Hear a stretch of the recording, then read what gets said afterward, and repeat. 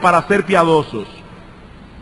El hecho de que dependamos de Dios para nuestro crecimiento en gracia, eso no elimina la responsabilidad personal que tenemos de involucrarnos en las actividades que Dios ha diseñado para producir en nosotros ese crecimiento.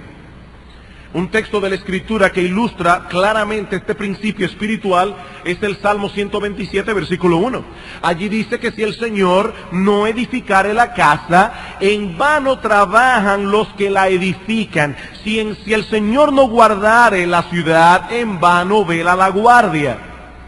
El salmista presenta a Dios aquí como el que edifica la casa y el que cuida la ciudad. Sin Él nuestra labor es vana. Sin embargo, hermanos, este salmo no nos enseña que los constructores no tienen que construir y que los vigilantes no tienen que vigilar, porque Dios se encargará de hacer el trabajo. No. La enseñanza del salmo es que tanto los constructores como los vigilantes deben ser responsables en hacer su labor, pero deben hacerlo en dependencia de Dios. Jerry Bridges le llama a este principio bíblico disciplina dependiente. Disciplina dependiente. Yo debo ser disciplinado, pero no debo confiar en la disciplina en sí misma. Debo confiar en Dios que nos da el crecimiento. Otro ejemplo que encontramos en la Escritura es el de Nehemías. Cuando Nehemías dirigía los trabajos de construcción de la muralla de Jerusalén, encontró mucha oposición. Y dice en Nehemías capítulo 4, versículo 8, que los enemigos de Israel conspiraron todos a una para venir a atacar Jerusalén y hacerle daño. ¿Qué hizo Nehemías en medio de aquella situación tan difícil? Bueno, dice en el versículo 9, entonces oramos a nuestro Dios y a causa de ellos pusimos guarda contra ellos de día y de noche. Ellos oraron y pusieron vigilantes. Ellos oraron y montaron guarda. Por medio de la oración manifestaban su dependencia en Dios, pero no esperaban que Dios hiciera el trabajo que ellos debían hacer. Hablando de la obra de Dios en Corinto, dice Pablo en 1 Corintios capítulo 3, yo planté, Apolos regó, pero el crecimiento lo ha dado Dios. Así que ni el que planta es algo, ni el que riega es algo, sino Dios que da el crecimiento. Debemos sembrar, debemos regar. Eso fue lo que hicieron estos siervos de Dios. Pero solo el Espíritu Santo puede bendecir nuestra labor dando crecimiento. Y aquí cito una vez más a Jerry Bridges. En el cultivo de la tierra, ya que Pablo está usando aquí un ejemplo agrícola, en el cultivo de la tierra hay ciertas cosas que los agricultores deben realizar, pero existen dos que ellos no pueden hacer.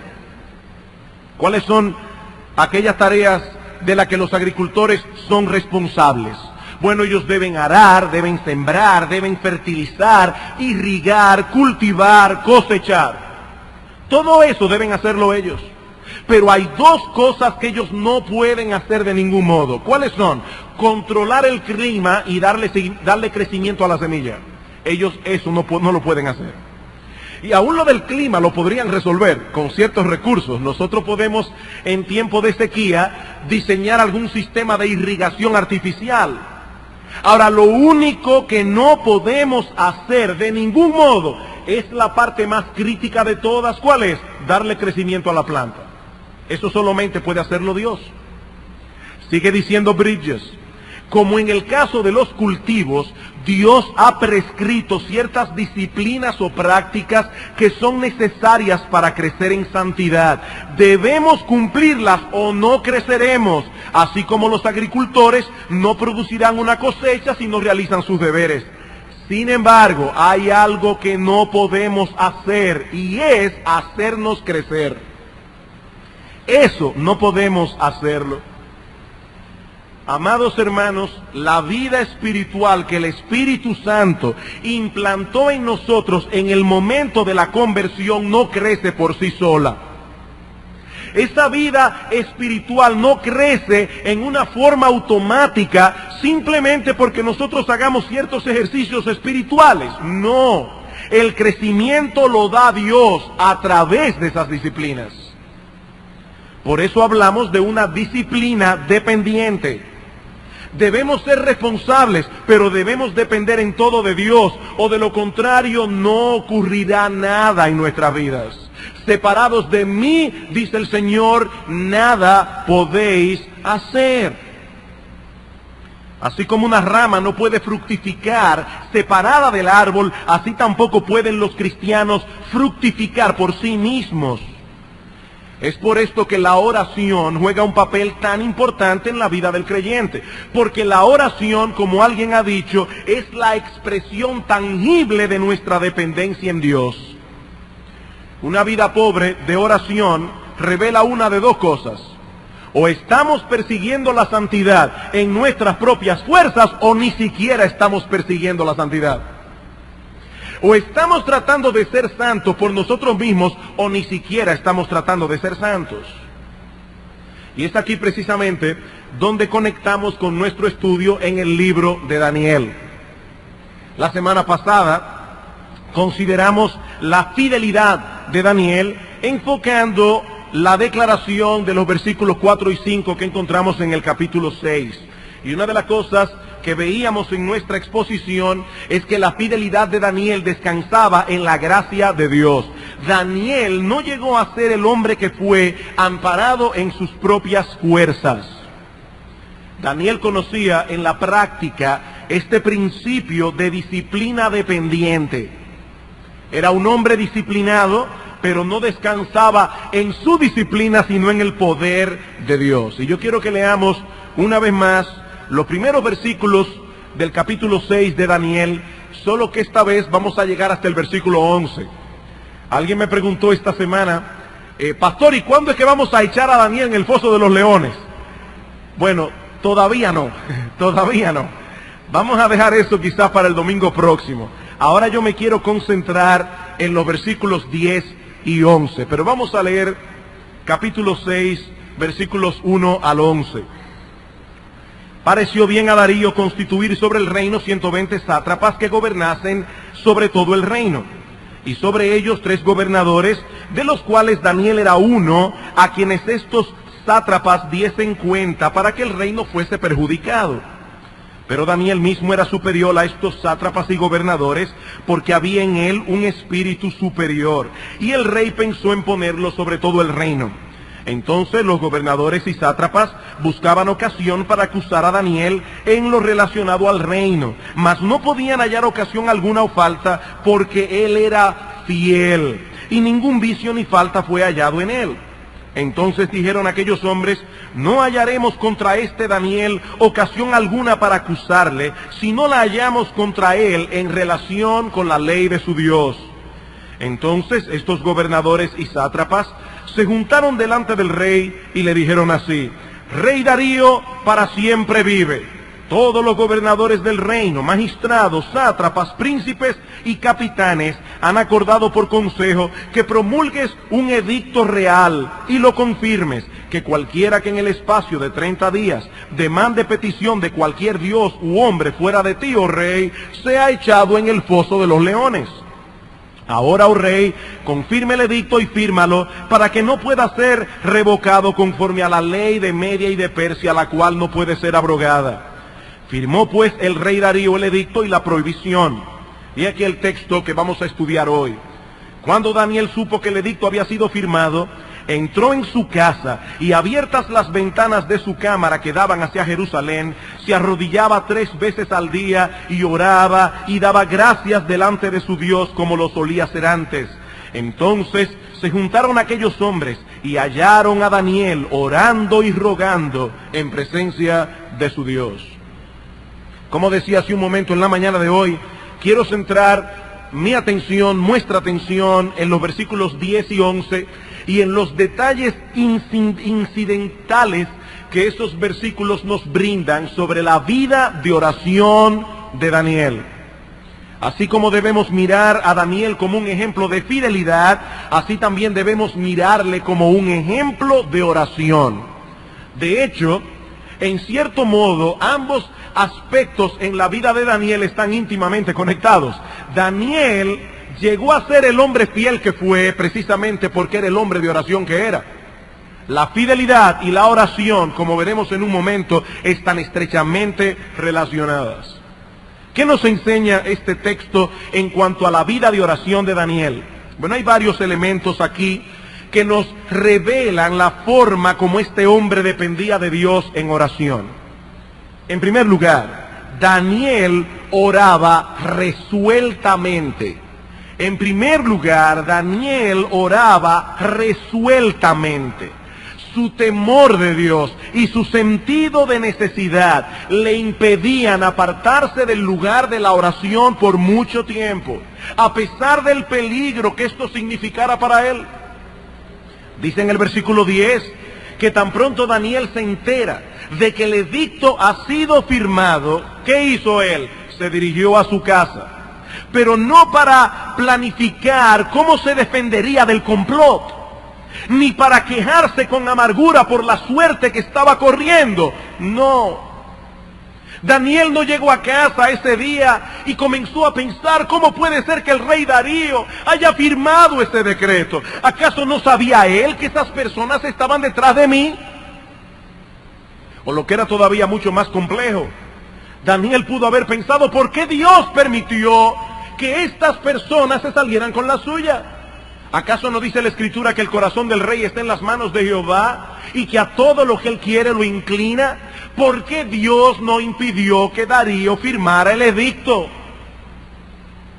Muchas quejas amargas se hubieran podido levantar en el corazón de Daniel contra el rey y contra Dios. Pero él fue a su casa a orar. Él fue a su casa a orar.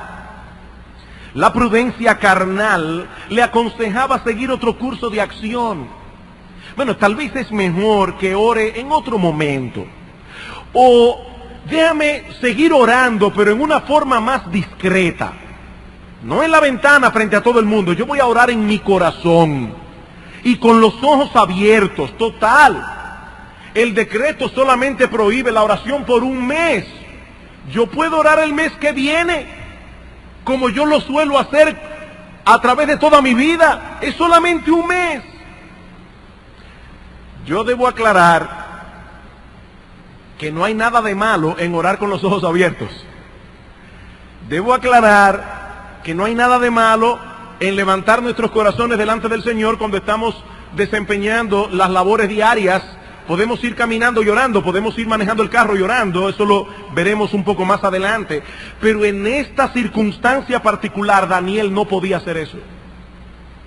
Como bien señala Calvino en su comentario, era necesario testificar delante de los hombres su perseverancia en la adoración a Dios. De haber alterado su hábito, hubiera sido una prueba de renuncia parcial de su compromiso con Dios. Daniel no podía cambiar su hábito. Daniel había resuelto darle gloria a Dios ante los ojos de los hombres. Hermanos, yo tengo una convicción. Yo tengo la convicción de que si el decreto firmado por Darío hubiese prohibido orar solo por 3 días, Daniel hubiese tenido problemas como quiera. Él no necesitaba un mes para meterse en problemas. Si el edicto prohíbe la oración por 3 días, Daniel hubiese tenido problemas. No solo porque en este asunto estaba en juego su fidelidad a Dios, sino también porque para este hombre la oración era tan importante como la respiración. ¿Puedes tú dejar de respirar por 3 días? No, ni por 5 minutos. Daniel tampoco podía dejar de orar. Para Daniel era mejor perder la vida que dejar de orar. Él no concebía la vida sin oración. Y yo pregunto, hermanos, ¿tenemos todos nosotros la misma determinación de acercarnos a Dios cada día en oración, independientemente de las circunstancias a nuestro alrededor? Hermanos, ¿cuántas excusas ponemos para dejar de orar? Debemos reconocer con vergüenza, y yo no estoy hablando por otros aquí, estoy hablando por mí mismo. Debemos reconocer con vergüenza que la razón primordial por la cual nuestra vida de oración es tan pobre es por nuestra falta de resolución, no por falta de tiempo. es falta de determinación. Este hombre entendía su necesidad de orar y nada iba a detenerlo en su determinación de acercarse al trono de la gracia, ni siquiera la amenaza de perder la vida. Total, si lo echaban en el foso de los leones, lo iban a llevar más rápido a la presencia de Dios, y allí él habría de comunicarse con Dios cara a cara sin ningún impedimento ni obstáculo. ¿Me quieren quitar la vida? No hay ningún problema. Lo que no me van a quitar es mi comunión con Dios. Lo que no me van a quitar es mi intimidad con Dios. Hermanos, ¿ustedes creen que un hombre como Daniel hubiese dejado de orar porque en ese momento están pasando su programa favorito en televisión? ¿Ustedes creen que Daniel es el tipo de hombre que hubiese dejado de orar porque ya comenzó el partido de las Grandes Ligas y hoy juegan los Cubs de Chicago? Y yo quiero ver cuando Sammy Sosa dé esos 2 jonrones que faltan para llegar a los 500. ¿Ustedes creen que si ese juego lo pasan a la hora que Daniel decidió ponerse a orar, él va a dejar de orar por ver el juego? Y aclaro otra cosa más, yo no estoy diciendo que haya algo de malo en sí mismo en ver un juego de las Grandes Ligas por televisión. La pregunta es, mis queridos hermanos, si tenemos la resolución, la determinación de no permitir que nada ni nadie se interponga en el camino para impedir que nos acerquemos a Dios en oración. Esa es la pregunta. Ni siquiera la amenaza de perder la vida. Ni eso fue para Daniel una causa lo suficientemente grande como para que él dejara de orar. Perder la vida, eso no es ningún problema. Lo que yo no voy a perder es la oración. Perder el partido de pelota, perder mi película favorita, eso no es ningún problema. Lo que yo no voy a perder es mi vida de oración. Hermano, yo vuelvo y me pregunto, ¿tenemos nosotros esa misma determinación? ¿Cómo oraba Daniel? Oraba resueltamente. En segundo lugar, Daniel oraba constantemente. Constantemente. Versículo 10, cuando Daniel supo que el edicto había sido firmado, entró en su casa, abiertas las ventanas de su cámara que daban hacia Jerusalén, se arrodillaba 3 veces al día y oraba y daba gracias delante de su Dios como lo solía hacer antes. En el texto original, estos 3 verbos aparecen en forma de participio, indicando una acción continua. Se arrodillaba, daba gracias y oraba. Daniel había desarrollado un hábito en su vida, el hábito de orar. Él no comenzó a orar en ese momento en medio de la dificultad. Eso es lo que él solía hacer antes, dice el texto. Había un hábito. Hermano, ¿ustedes recuerdan cómo reaccionó Job cuando le vinieron en un día todas las aflicciones que vinieron? Dice que él se postró y adoró. Ahora, él hacía eso todos los días. Él había formado ese hábito. Hay algunas personas que están esperando que llegue el problema para comenzar a orar. No, si usted no tiene el hábito, no va a orar como debe en medio del problema. Daniel había formado un hábito. Él oraba cuando las cosas marchaban bien y cuando las cosas marchaban mal. Oraba en medio de la aflicción y en medio de la prosperidad. Tenía tal entendimiento de su necesidad que eso lo llevó a forjar un hábito en su vida desde que era un joven adolescente. Y cuando llegó a ser un anciano, todavía continuaba con el mismo hábito piadoso. Llamó mi atención el comentario que hace Darío sobre Daniel en los versículos 16 y el versículo 20. Dice, entonces el rey mandó y trajeron a Daniel y le echaron en el foso de los leones. Y el rey dijo a Daniel, el Dios tuyo a quien tú continuamente sirves, Él te libre. Versículo 20, y acercándose al foso, llamó a voces a Daniel con voz triste y le dijo, Daniel, siervo del Dios viviente, el Dios tuyo, a quien tú continuamente sirves, ¿te ha podido librar de los leones? Mi hermano, ese es el testimonio que la gente que vive contigo tiene de ti. Que tú sirves continuamente a Dios. Pastores, que mire, el mundo ha cambiado mucho de la época de Daniel hasta aquí. Mi hermano, yo debo recordar que Daniel no era un monje recluido en un monasterio. Daniel era un hombre de estado que sirvió bajo 4 monarcas distintos durante 2 reinados distintos. Daniel no era un vago, Daniel no era un monje retirado en un monasterio, Daniel era un hombre sumamente ocupado. Pero aún así fue un joven de oración, un adulto de oración y un anciano de oración. Cuando joven oraba, cuando adulto oraba, cuando anciano oraba. Daniel oraba continuamente. Queridos hermanos, debemos echar a un lado toda excusa y dedicarnos a forjar ese hábito en nuestras vidas. Joven que me escuchas, tú profesas ser un cristiano. Este es el momento para tú comenzar a forjar un hábito piadoso de oración. Ahora,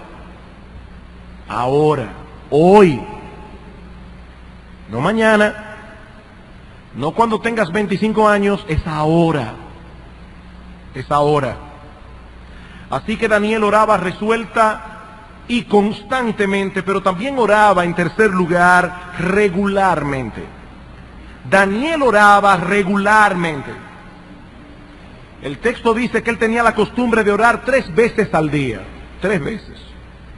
Este era un tiempo planificado, un tiempo puesto en agenda. A esa hora Daniel no hacía citas.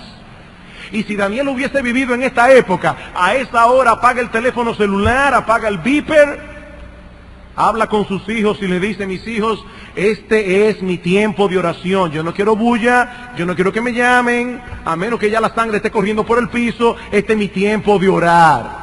Apaguen radio, apaguen televisión. Yo tengo este tiempo puesto en agenda para encontrarme con Dios. Dice David en el Salmo 55, versículo 17, tarde y mañana y a mediodía oraré y clamaré y Él oirá mi voz.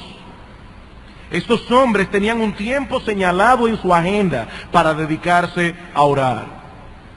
Ahora, hermanos, la Biblia no establece como una regla que los creyentes deben orar 3 veces al día, ni que debe ser en la mañana, al mediodía, en la tarde.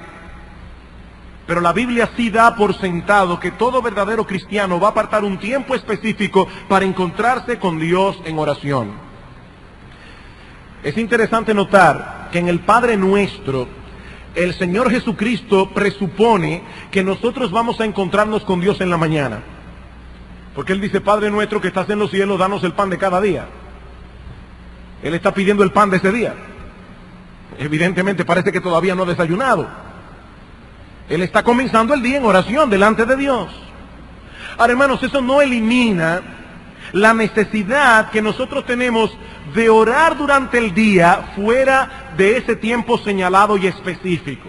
Continuamente nosotros vamos a tener que enviar notas de auxilio al trono de la gracia, pidiendo a Dios que nos supla para una situación aquí, una situación allá. Estas peticiones son como dardos que nosotros enviamos al cielo en medio del trajín del día. ¿Ustedes recuerdan cuando Nehemías fue llamado delante del rey? En Nehemías capítulo 2, versículo 4, el rey se ha dado cuenta que Nehemías está triste. Dime qué te pasa. Él le cuenta lo que está pasando en Jerusalén, las murallas están destruidas, y el rey le pregunta: ¿y qué tú quieres que yo haga por ti? Y dice en Nehemías capítulo 2, versículo 4, entonces oré a Dios y dije al rey. ¿Qué clase de oración fue esa? Él no le dijo: ¡alto la acción! Déjame ir a la cámara a orar. No, seguramente lo que él dijo fue: Señor, ayúdame, dame sabiduría, inclina el corazón del rey. Esto es lo que yo quiero. Y Dios respondió su oración. Porque nuestro Dios es bueno y para siempre su misericordia. Él no está en el cielo con un reloj diciendo: no te voy a responder porque no oraste ni 5 minutos. No, hermanos. No, nuestro Dios no es así. Por eso alguien decía que así como los creyentes necesitan un tiempo de oración planeado, prolongado y persistente, así también necesitan de la oración no planificada, corta y espontánea. De las dos maneras. Tan importante es una cosa como la otra. Y ahora yo te pregunto, mi amado hermano, ¿estás tan consciente de tu necesidad de la gracia de Dios que mantienes ese canal de comunicación abierto con Él a lo largo del día? Hermanos, cuánta necesidad tenemos continuamente de la asistencia divina, cuánta necesidad de la sabiduría de Dios, cuántos pecados que mortificar, cuántas virtudes que desarrollar, cuántas decisiones que tomar. Yo no sé ustedes, los que tienen hijos, pero yo encuentro que la tarea, la labor de criar a los hijos en el temor de Dios es algo tan y tan crítico. Es algo para lo cual necesitamos tanta sabiduría en cada momento. Para nuestro trabajo, ¿cuánta sabiduría necesitamos? Vas a ver a una persona, tú eres vendedor, estás en venta y tienes una cita con alguien. Señor, yo quiero que tú me des gracia para yo poder inclinar el corazón de esa persona y venderle el producto que yo le voy a vender. Tú necesitas para eso la gracia de Dios. Cuánta necesidad de la gracia de Dios continuamente. Yo vuelvo y pregunto, mi hermano amado, ¿te mantienes tú durante el día con este canal de comunicación abierto las 24 horas? ¿Tienes tú un tiempo señalado en tu agenda para encontrarte con Dios en oración cada día a una hora determinada? Puede ser que tengas el deseo de mejorar tu vida de oración, pero mi amado hermano, si tú no lo planificas, no podrás. Jerry Bridges dice al respecto, a menos que usted planifique orar y apartar un tiempo específico para hacerlo, descubrirá que no llevará a cabo sus buenas intenciones. No podrá. No podrá. Mi hermano, allí sentado, responde esta pregunta. Allí donde estás, ¿cuál es el tiempo que tú tienes señalado en tu agenda para encontrarte con Dios cada día a la misma hora? ¿Cuál es? Porque si tú no puedes responder rápidamente esa pregunta, hay un problema en tu vida espiritual. ¿Cuál es ese tiempo que tú tienes apartado para encontrarte con Dios cada día a la misma hora? De hecho, yo he encontrado muy apropiado hacerlo siempre en el mismo lugar. En el mismo lugar. Eso no es una regla, eso no es una orden. Es solamente un consejo. Daniel oraba resueltamente, constantemente, regularmente. En cuarto lugar, Daniel oraba confiadamente. Dice el versículo 10, cuando Daniel supo que el edicto había sido firmado, entró en su casa y abiertas las ventanas de su cámara que daban hacia Jerusalén, se arrodillaba 3 veces al día y oraba. ¿Y por qué Daniel hacía esto? Porque Daniel confiaba en la promesa que Dios había hecho en la dedicación del templo. Si ustedes van al primer libro de Reyes, el capítulo 8, los versículos 46 al 49, no lo vamos a buscar. Allí dice que si el pueblo de Israel era llevado cautivo, repito hermanos, no había nada mágico ni misterioso en el hecho de orar mirando hacia Jerusalén. Simplemente Dios había dicho que si su pueblo era llevado a cautiverio, que si oraban mirando hacia Jerusalén, Él iba a responder esa oración. Esa práctica era un recordatorio constante a los judíos que estaban en la cautividad de que ellos no pertenecían a la nación donde estaban, sino que ellos eran miembros del pueblo del pacto, la nación que Dios había apartado de todos los pueblos de la tierra para tener con Él una relación especial de intimidad. Ahora, el punto que yo quiero enfatizar aquí es que Daniel conocía esta promesa de Dios y confiaba en ella. Y esa confianza inquebrantable en lo que Dios había revelado sustentaba su vida de oración. Hoy día nosotros no tenemos que orar mirando hacia ningún lugar. De hecho, ni siquiera tenemos que orar en la iglesia. Hay algunos hermanos que cuando tienen una gran necesidad de oración, ellos quieren que se ore en el culto del domingo en la mañana. Y uno dice, mire hermano, si no es una operación que se va a realizar el lunes, vamos a orar el miércoles. Ah, no, es que el culto es como que tiene un poder especial. Hermanos, si nosotros le pedimos a Dios como iglesia el miércoles en el culto de oración, eso es exactamente lo mismo que pidamos el domingo. Para Dios no hay un lugar particular donde Él escuche mayormente la oración o un tiempo particular. Cristo le dice a la mujer samaritana en Juan capítulo 4, mujer, créeme, la hora viene cuando ni en este monte ni en Jerusalén adoraréis al Padre. Dios es espíritu y los que le adoran en espíritu y en verdad es necesario que adoren. No hay que estar en un lugar particular ni mirar hacia un lugar particular para que Dios escuche nuestra oración. Pero sí es necesario que nuestras oraciones descansen en las promesas de Dios. Eso sí es necesario. Hace un momento cantábamos todas las promesas del Señor Jesús. Son apoyo poderoso de mi fe. Grandes, fieles, las promesas que el Señor Jesús ha dado. Queridos hermanos, si tuviésemos mayor confianza en lo que Dios ha prometido, si las promesas de Dios fueran traídas con más frecuencia a nuestras mentes, nuestra vida de oración fuera más estable, nuestra vida de oración fuera más persistente. Dice el Señor, de cierto os digo, que todo cuanto pidiereis al Padre en mi nombre os lo dará. Pedid y recibiréis para que vuestro gozo sea cumplido. ¿Tú crees eso? Que todo lo que tú le pidas al Padre en el nombre de Cristo, como si fuera Cristo que lo estuviera pidiendo, que Él te lo dará. Algunas personas creen que pedir en el nombre de Cristo es como añadir al final de la oración la frase mágica, en el nombre de Cristo. Eso es como decir abracadabra. No, pero la idea de orar en el nombre de Cristo no es añadirle esta coletilla a la oración. La idea es orar con la conciencia de que yo no tengo ninguna razón para que Dios me dé lo que yo le estoy pidiendo. Por eso, cuando voy delante de Dios, no voy en mi nombre, sino en el de Él. Vamos a suponer que usted es una persona pobrecita, pero pobrecita. Ahora es una persona sumamente confiable. Y hay un individuo multimillonario que le ha tomado mucha confianza. Tanta confianza que en cierta ocasión ese individuo se va de viaje y te deja un poder para que tú hagas ciertos retiros bancarios y hacerle ciertos pagos que esta persona debe hacer mientras esté de viaje. Si tú vas al banco en tu nombre, no te van a dar un centavo, porque tú no tienes ningún crédito allí. Tú no tienes nada que avale tu palabra, tú no tienes nada por lo cual el banco te va a prestar un centavo. Ahora, si vas en el nombre del multimillonario que ha confiado en ti, si vas en su nombre, si vas amparado en el poder que esa persona te ha dado, el banco te va a prestar como si fuera él. Bueno, cuando nosotros vamos al Padre en nuestro nombre, tenemos la cuenta en rojo. Pero cuando vamos en el nombre de Cristo, confiando en los méritos de Cristo, amparado en la obra de Cristo, el Padre oye nuestra oración.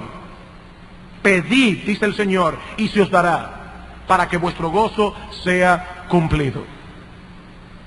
En Lucas capítulo 11, cuando el Señor enseña acerca de la oración, Cristo dice: ¿qué padre hay de vosotros que si su hijo le pide pan le dará una piedra? O si le pide pescado le dará una serpiente. Pues si vosotros, siendo malos, sabéis dar buenas dádivas a vuestros hijos, ¿cuánto más vuestro Padre Celestial dará buenas cosas a los que le pidan? Mi hermano, yo te pregunto una vez más, ¿tú crees eso?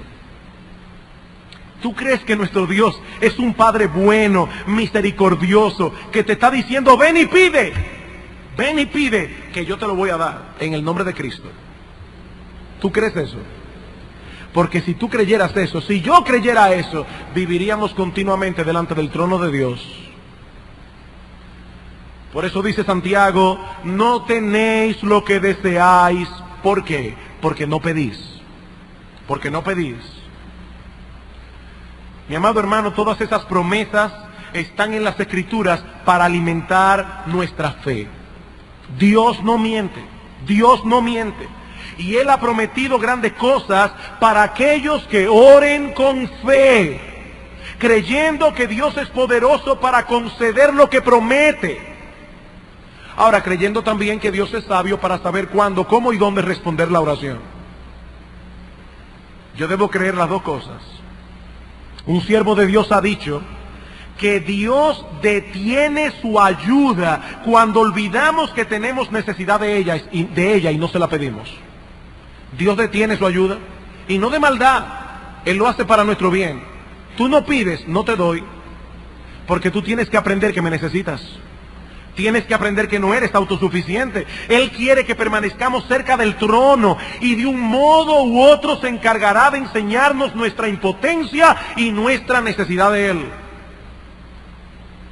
Daniel oraba resueltamente, constantemente, regularmente, confiadamente, pero también el texto nos enseña que Daniel oraba reverentemente. Reverentemente. Versículo 10. Cuando Daniel supo que el edicto había sido firmado, entró en su casa y abiertas las ventanas de su cámara que daban hacia Jerusalén, se arrodillaba 3 veces al día. Se arrodillaba. A pesar de que era un anciano, aún así conservaba ese respeto por la persona de Dios. Un respeto que lo llevaba a humillarse delante de Él. La Biblia no prescribe una postura particular para la oración. No. Nosotros vemos en la Biblia personas que oran arrodillados, otros que oran con el rostro puesto en tierra, otros que oran caminando con los ojos abiertos o con el rostro levantado hacia el cielo. Pero sí nos enseña la Biblia una y otra vez que nuestro Dios es digno de todo honor y reverencia. Digno de todo honor. El hecho de que podamos acercarnos a Él con confianza no quiere decir que seamos confianzudos. No. En la oración modelo que Cristo nos dejó, vemos estos 2 elementos actuando uno al lado del otro. Confianza y reverencia. Padre nuestro. ¿Cuánta confianza? Que estás en los cielos. Hay una distancia. Es mi Padre. Y cuando yo entro delante de su cámara secreta, Él me escucha con toda la ternura que un padre escucha a su hijo. Pero Él está en los cielos, yo estoy en la tierra. Daniel tenía intimidad con Dios, pero esa intimidad no lo llevaba a olvidar que el Dios al que él adoraba era digno de toda honra, gloria y honor. Y hermanos, si hay algo que la iglesia de Cristo de nuestra generación necesita urgentemente recobrar, es una percepción adecuada de quién es Dios. Yo no quiero ofender a nadie con esto que voy a decir ahora. Nadie que esté aquí o que vaya a escuchar esto luego en un cassette. Pero hermanos, es triste ver lo que está pasando en muchas iglesias al día de hoy. Ver la manera como muchos predicadores toman el nombre de Dios. Hablan de las cosas santas como si fueran las cosas más ligeras del mundo. Me da mucha pena cuando yo oigo alguno de estos grupos musicales evangélicos modernos. Yo me pregunto, ¿realmente entenderán quién es Dios? Y vuelvo y repito, yo no estoy criticando aquí a nadie, no quiero hacer una crítica malsana. Pero sí necesito como pastor instruir a la iglesia. Hermanos, yo no estoy en contra, y los pastores de esta iglesia no estamos en contra, en usar música contemporánea para alabar a Dios. No, no estamos en contra de eso.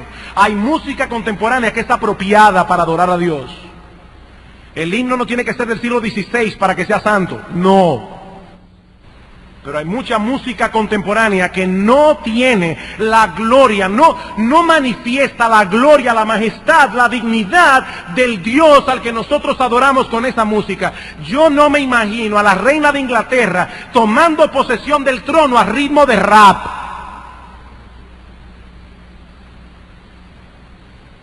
Y mi Dios tiene más gloria y más majestad que la reina de Inglaterra.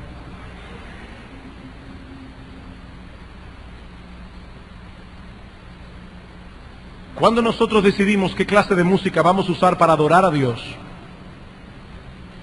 no tenemos que buscar el año, a veces añeja. No, lo que tenemos que buscar es que es una música consonante con la gloria, la santidad, la justicia, la majestad de Dios. No, cuando Daniel, que tenía intimidad con Dios, se acercaba a Dios, él sabía que estaba delante de un gran Dios, digno de toda honra, de toda gloria, de todo honor, de todo respeto. No hay un monarca que tenga ni pizca de la majestad que tiene nuestro Dios.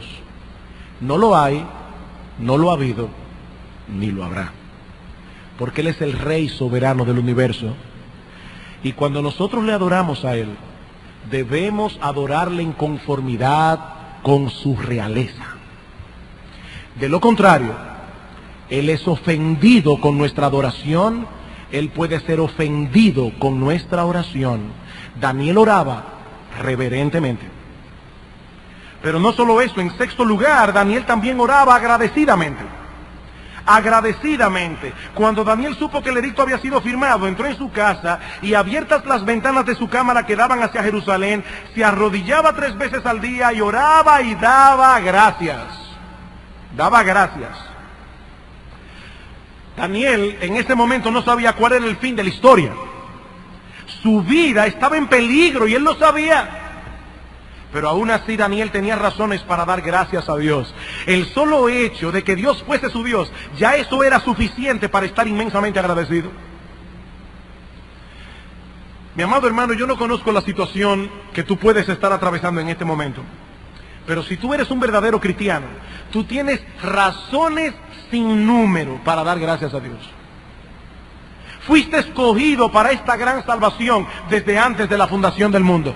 Cristo se encarnó para salvarte, para librarte del infierno, murió en una cruz. Eres un hombre perdonado, completamente perdonado, tienes a Dios por Padre, a Cristo como amigo y al Espíritu Santo como consolador permanente. Posees el don de la vida eterna, eres ciudadano del reino de los cielos y heredero de Dios juntamente con Cristo. Yo me pregunto, ¿tú no tienes razones para darle gracias a Dios? Razones poderosas para dar gracias a Dios a pesar de las dificultades. Por nada estéis afanosos, dice Pablo en Filipenses 4, si no sean conocidas vuestras peticiones delante de Dios, en toda oración y ruego con acción de gracias. Y la paz de Dios, que sobrepasa todo entendimiento, guardará vuestros corazones y vuestros pensamientos en Cristo Jesús. En 1 Tesalonicenses capítulo 5, versículos 16 al 18, escribe Pablo, estad siempre gozosos, orad sin cesar, dad gracias en todo. Estad siempre gozosos, orad sin cesar, dad gracias en todo. He ahí 3 elementos de la vida cristiana que siempre andan juntos.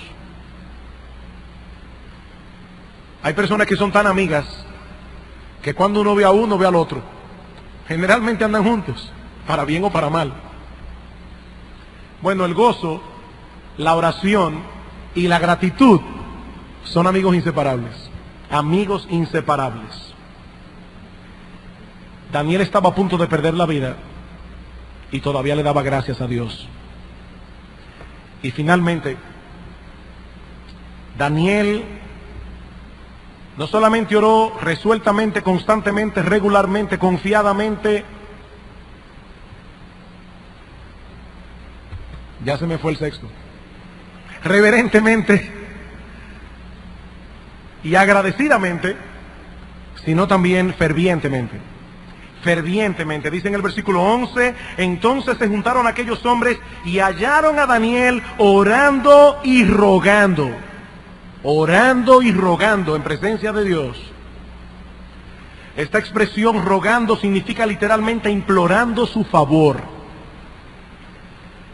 Daniel sabía que solo Dios podía darle la capacidad que él necesitaba para poder pasar esta prueba. Sabía también que Dios podía librarle si esa era su voluntad. Al orar, en esta circunstancia, Daniel derramó su alma delante de Dios con fervor, como alguien que tenía plena conciencia de su necesidad, y Dios escuchó su clamor. Dice de Cristo en Hebreos capítulo 5, versículo 7, que en los días de su carne, ofreciendo ruegos y súplicas, con gran clamor y lágrimas, al que le podía librar de la muerte, fue oído a causa de su temor reverente. Hermanos, el Hijo de Dios encarnado oró delante de Dios con clamor, con súplicas, con lágrimas. y fue oído. Y fue oído. Dice Santiago, la oración eficaz del justo puede mucho. Y luego añade, Elías era un hombre sujeto a pasiones semejantes a las nuestras y oró fervientemente para que no lloviese. ¿Y saben qué pasó? No llovió por 3 años y 6 meses. Y oró otra vez y el cielo dio lluvia y la tierra produjo frutos. Hermanos, cuando nosotros oramos, se abren las ventanas de los cielos. Pero debemos orar como si realmente quisiéramos que Dios nos oyera. A veces uno oye a ciertas personas orando y uno se preguntará, ¿realmente Él querrá que Dios lo oiga?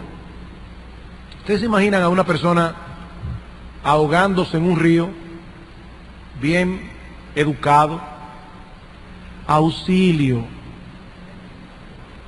¿Hay alguna persona por ahí que pueda tenderme una mano?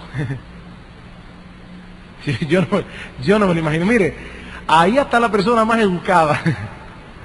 Se sale de sitio. Hasta esa persona que usted siempre ve que están en su sitio.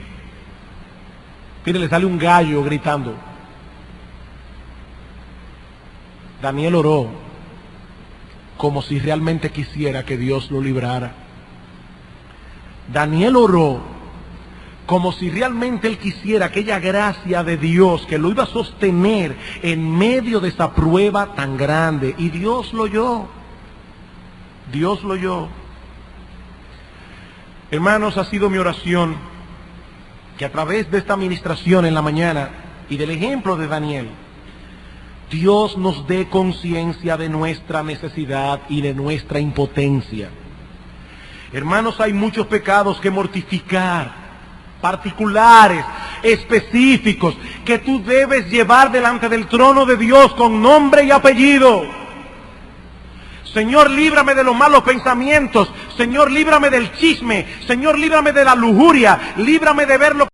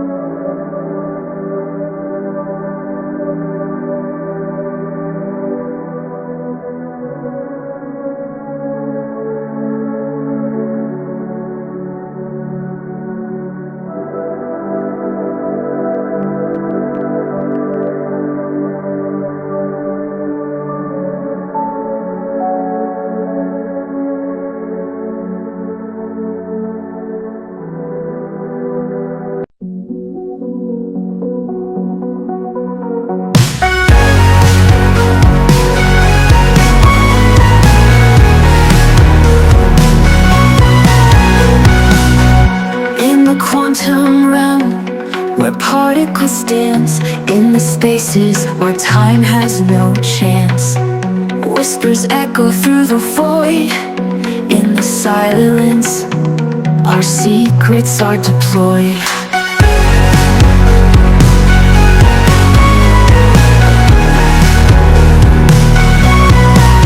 In the quantum realm, where particles dance in the spaces where time has no chance. Whispers echo through the void. In the silence, our secrets are deployed.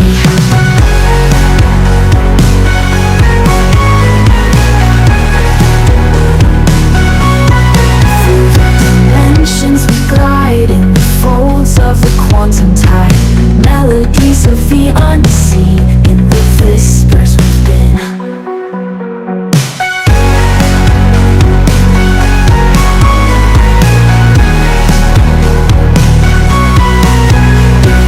Digital sky, we roam free in the shadows of the quantum sea. Electric hearts, we beat as one in the twilight of the sun.